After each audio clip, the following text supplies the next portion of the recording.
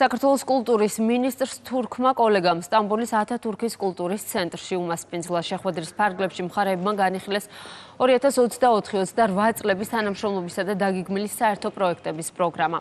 თინათინ რუხაძემ განსაკუთრებული ყურადღება გაამახვილა ანკარაში დაგეგმილ საქართველოს კულტურის დღეების მნიშვნელობაზე, რომელიც ორ ქვეყანას შორის მეგობრობისა და კულტურული თანამშრომლობის კიდევ ერთი მნიშვნელოვან ნაბიჯად შეაფასა.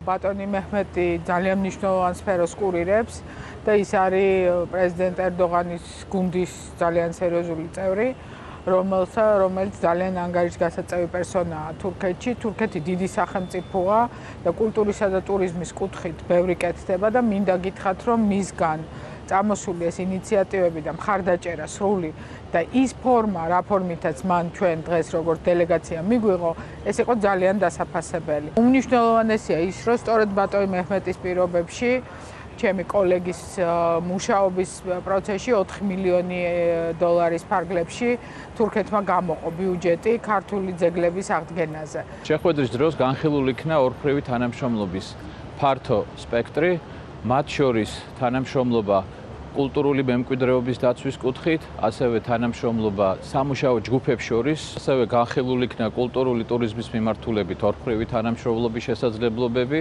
დაისახა კონკრეტული გეგმები და დიდი იმედი გვაქვს, რომ ერთობლივი ძალისხმევით ჩვენ სრულ კოლეგებთან მუშაობის შედეგად უკვე მომავალი წლიდან ამ ხელშესახებ შედეგებს ვნახავთ.